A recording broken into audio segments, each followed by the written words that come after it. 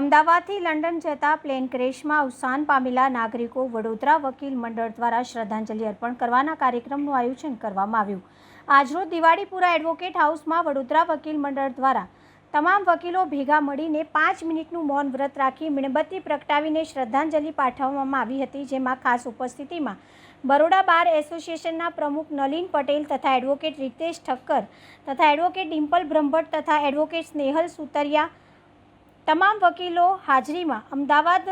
Plane ક્રેશની ઘટના સર્જાઈ અને જે મુસાફરોનું અવસાન થયું છે, જેને લઈને વકીલ મંડળ દ્વારા શ્રદ્ધાંજલિ પાઠવવામાં આવી હતી, જેમાં બરોડા બાર એસોસિએશનના એડવોકેટ રીતેશ ઠક્કર મીડિયા સમક્ષ માહિતી આપી હતી। ભારત દેશ માટે નહીં પરંતુ સમગ્ર વિશ્વ માટે ખૂબ જ દુઃખદની ઘટના છે,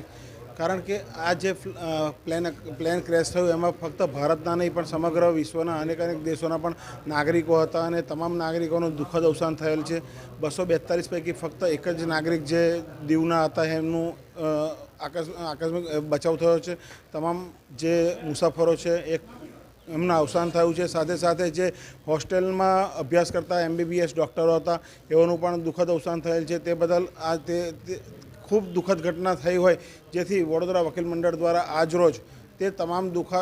તમામ જીવાત્માને મોક્ષ ગતિ પ્રાપ્ત થાય એ માટે શ્રદ્ધાંજલિનું આયોજન કરવામાં આવેલ છે, જેમાં મોટી સંખ્યામાં વકીલશ્રીઓ તેમજ વડોદરા વકીલ મંડળના હોદ્દેદારો હાજર રહી તમામ જીવાત્માને મોક્ષ ગતિ પ્રાપ્ત થાય એ માટે આજરોજ શ્રદ્ધાંજલિ પાઠવી છે।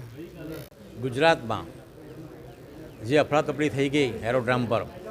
અને એને કારણે આખા વર્લ્ડમાં એક મેસેજ ગયો કે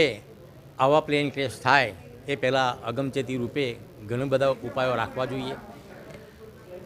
આ પ્લેનમાં મુસાફરી કરનાર પ્રવાસીઓ અને આપણા ગુજરાતના પૂર્વ મુખ્યમંત્રી વિજયભાઈ રૂપાણી એમણે પણ પોતાનો જીવ ગુમાવ્યો છે અને બીજા પબ્લિક કે જે મુસાફરી કરી રહ્યા હતા એમને અચાનક આ દુઃખદ આકસ્મિક ઘટનાથી જાન ગુમાવ્યો છે।